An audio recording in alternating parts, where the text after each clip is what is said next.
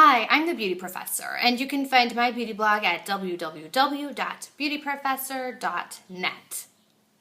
Today I wanted to do a quick product overview on a few of the select items I purchased from the MAC All About Orange collection last month. And I know that the products were sold out in a frenzy and then people were looking for them, and then last I read, most counters still have most shades, at least of the lip colors. So hopefully this video still feels relevant and might be useful to you if you're thinking about ordering or buying one of the products I'm talking about today.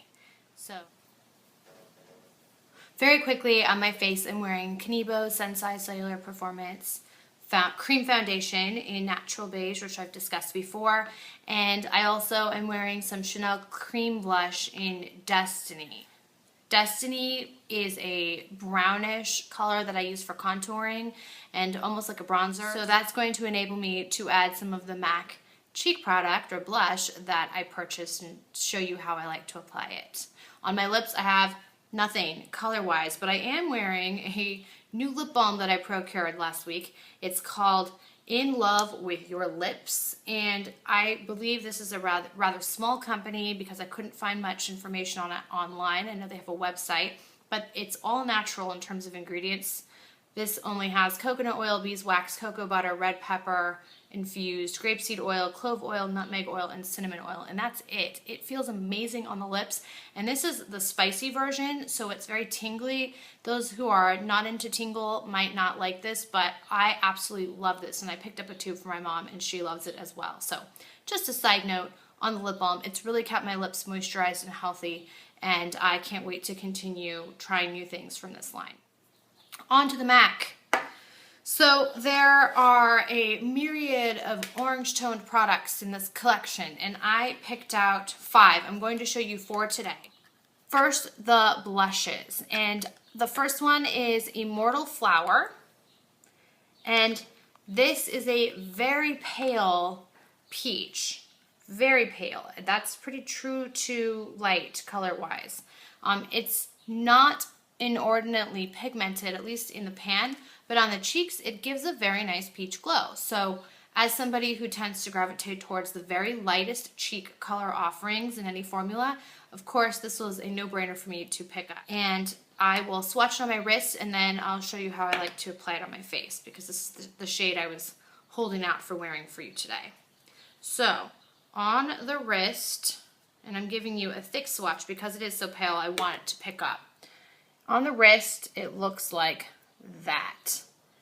And you will notice that there is some pigment even though it looks pale in the pan. And it does the same on the face. So allow me to add some for you. Right now, today I'm using my retractable blush brush from Sephora. I've gone through a variety of this very brush because I like it so much, and I just leave it in my makeup bag.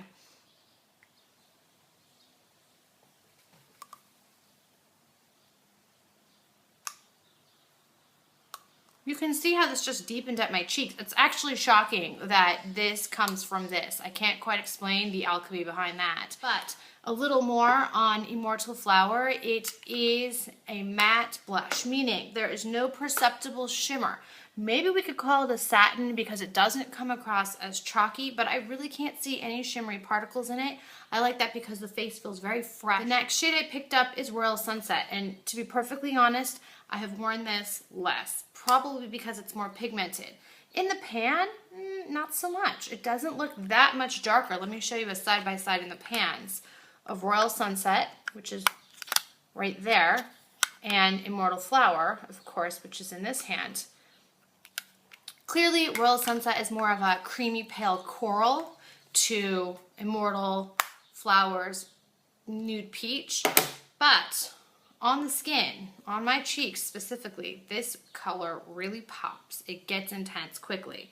I'll go ahead and swatch it below Immortal Flower for you. Boom. You can see it's almost like an ultraviolet peachy pink. It's absolutely gorgeous. I would like a lip color in exactly this shade, please. But because I tend to turn everything dark on my cheeks, not just because of a slightly heavy hand, but because it's just something in my chemistry, it makes blushes darker than they look in the pan. then I am really hesitant to use a lot of this. I'm happy I have it, and certainly when I use it, it's with restraint. I'll give you a simulated demonstration. I would do this, I would do this, and I would do that. And that would be it, because I don't want to create a really, really bright cheek for most everyday looks. Now, I purposely left my lips bare so that I could apply straight from the tube 2 of the lipsticks that I want to show you today. The first is going to be Flamingo, and this is probably my favorite of the colors I chose. I also chose Sushi Kiss, which I'm going to show you today, and then finally Sweet and Sour, which after having traveled is in one of the bags that I cannot currently locate. So I will have to bring that up later. At any rate, it is the lightest of the 3 and the least pigmented of the 3, and probably my least favorite, so I'm not grieving over that. Okay, Flamingo comes in the typical MAC bullet, and it looks like this.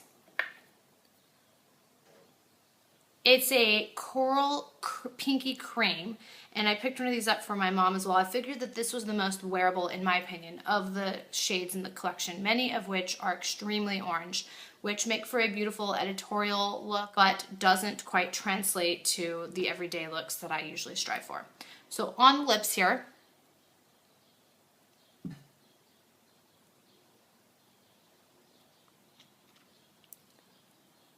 there you go. This is Flamingo, is of the Lustre family in the MAC lipstick world, and let me get close so you can see it again. This is pretty true to light.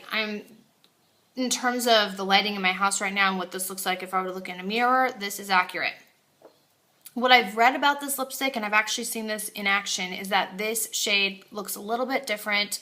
It has kind of a chameleon personality with each wearer. So on me, it kind of gets deep and leans pink a little bit rather than coral, but I've seen pictures of other women who wear it and it pulls more coral, or even, dare I say it, orange. So it's different for everybody. I like the color this comes out being, and I might use it with a lighter lipstick to give it some depth, or I might put a lighter gloss or lipstick over this.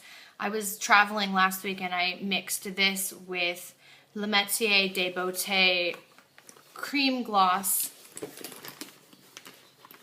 in Bloom, which is a Neiman Marcus Beverly Hills exclusive shade. It's a beautiful beige pink, looks like this. And I'll go ahead and swatch Bloom, incidentally, right next to Flamingo. And you can imagine what a gorgeous combo this would be. And I'll put some on my lips so you can see the combination in life, in real life. And that is Flamingo with Le Metier de Beaute Bloom. So I like that combination very much, and I've been gravitating towards it frequently. The last product I'll be showing you from the MAC All About Orange collection is the Satin lipstick in Sushi Kiss, which is a cute name for a beautifully pigmented lipstick, albeit a little dry. And that is my warning, my caveat right up front with this. So this is what Sushi Kiss looks like. It's more of a traditional creamy bright orange, and I figured that I might be able to get away with wearing it alone, or certainly mix it with maybe a creamier, paler color so that I could feel more comfortable in it. But I'll go ahead and for the purposes of this video, apply it straight from the tube onto the lips so you can see its effect. Extremely opaque this is.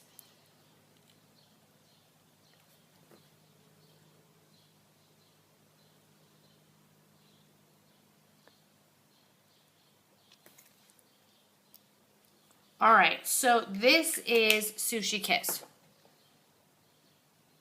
Right now, I'm liking it. And in the video here right now, I feel like it's probably something I could get away with.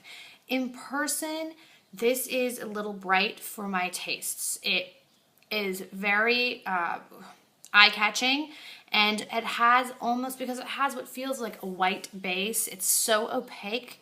And I love pigment and lipstick. Creamy pigment is always what I gravitate towards. But because it has such a white base, it's just in your face, when you wear it out on the street. So I've been cutting it, if you will, with a lighter lipstick, perhaps something like Tom Ford Nude Vanilla, to make it a little less neon feeling. But this is Sushi Kiss. Now with wear, I find that Flamingo and its formula is a lot more comfortable than the Sushi Kiss. This gets dry over time, but since I'm wearing it over a balm right now, pretty comfortable.